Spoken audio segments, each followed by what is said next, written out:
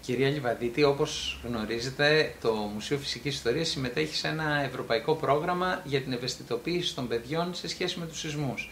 Θα ήθελα να μας πείτε εσείς, με τη μεγάλη εμπειρία που έχετε γύρω από το θέμα αυτό, λόγω της εμπλοκής της ελληνικής ομάδας διάσωσης σε πολλές φυσικές καταστροφές που συνδέονται με τους σεισμούς, ποια εμπειρία είχατε συγκεκριμένα για τα παιδιά σε σχέση με τους σεισμούς? Να απαντήσω στην πρώτη σας ερώτηση. Αυτό το οποίο είναι πάρα πολύ σημαντικό είναι να μεταφέρουμε με ένα είδος task, κάτι που κάνετε πάρα πολύ ωραία στο Μουσείο Φυσικής Ιστορίας, στα παιδιά τη γνώση και να γνωρίζουν ότι είναι κάτι το οποίο δεν μπορούν να το σταματήσουν.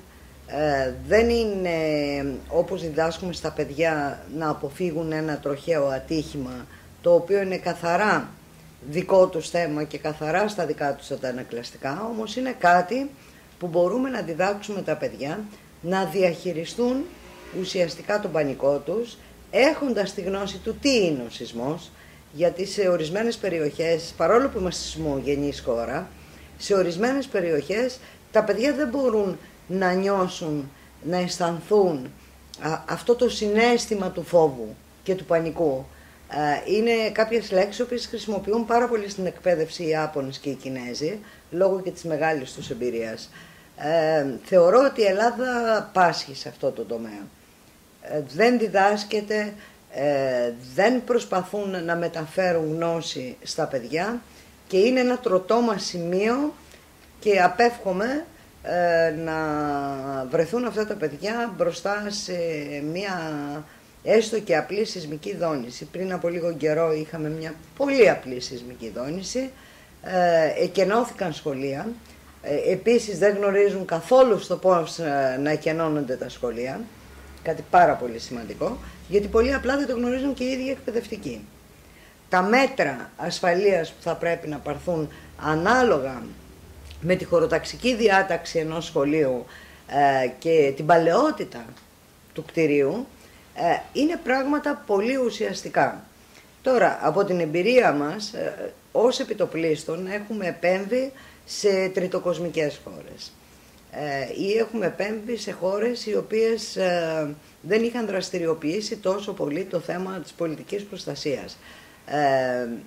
Η πρώτη μου εμπειρία ήταν στην Αρμενία, σε ένα πολύ μεγάλο σεισμό που θρηνήσαμε πάρα πολλά θύματα και βεβαίως μετά ακολουθήσαμε Μαρόκο, Ιράν, Τουρκία, Αφγανιστάν,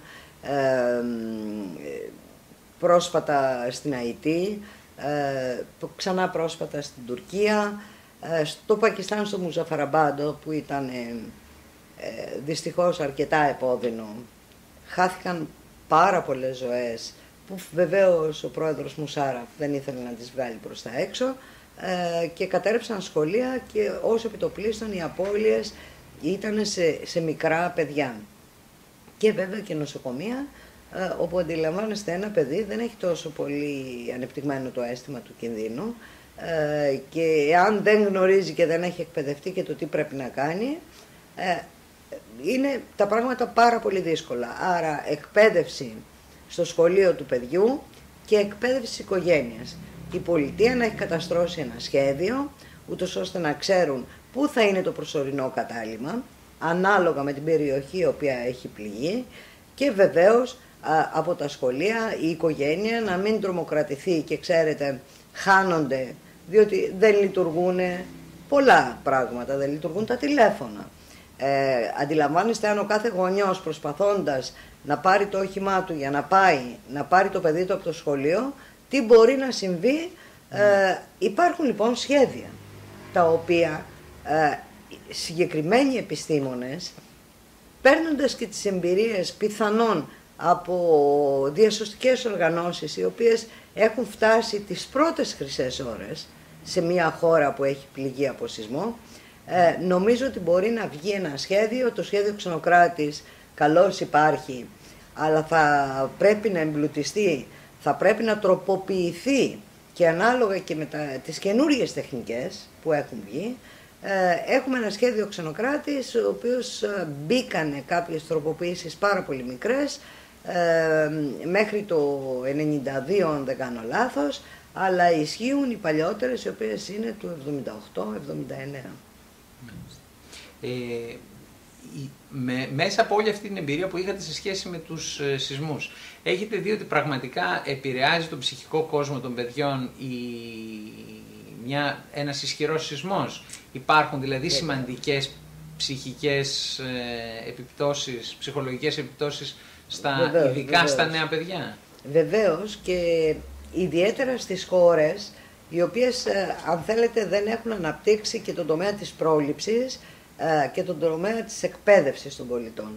Δηλαδή, να σας φέρω ένα πολύ απλό παράδειγμα, την Αϊτή, το Πακιστάν, την Ινδονησία, που βεβαίως μετά από το σεισμό είχαμε και το τσουνάμι εκεί. Παιδιά τα οποία οργανώσεις μεγάλες, διεθνείς οργανώσεις, πήγαν συγκεκριμένους ψυχολόγους, γιατί ξέρετε, δεν χρειάζεται να μιλάς τη γλώσσα του παιδιού.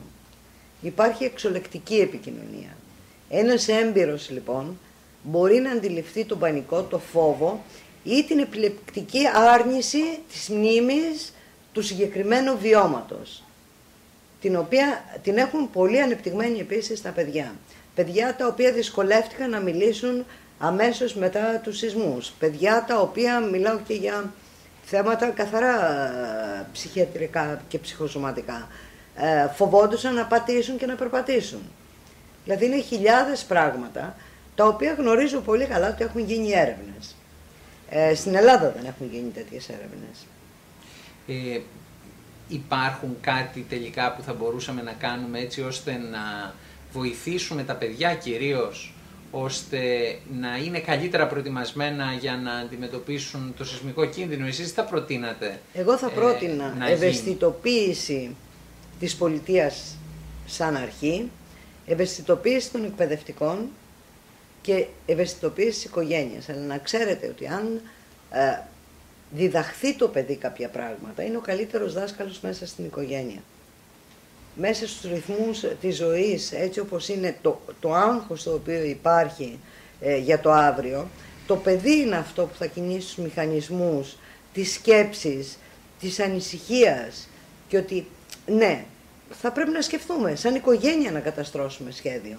Αφού δεν μπορούμε σαν πολιτεία, τουλάχιστον να το κάνει η οικογένεια αυτό.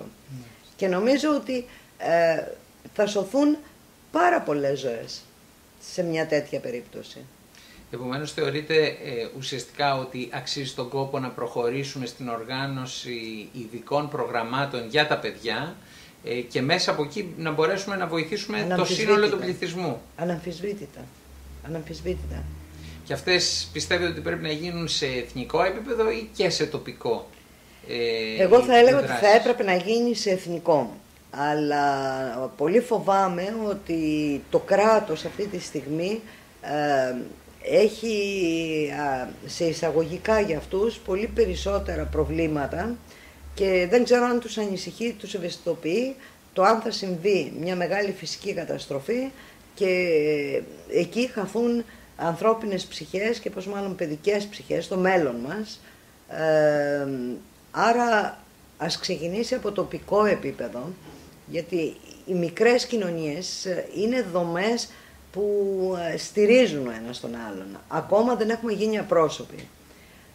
Άρα λοιπόν ας δώσουμε ένα καλό παράδειγμα τοπικό, να φανούν τα αποτελέσματα και τότε νομίζω ότι πιέζοντας θα ασχοληθεί και η πολιτεία και θα ασχοληθεί με τον άνθρωπο και όχι με την τράπεζα.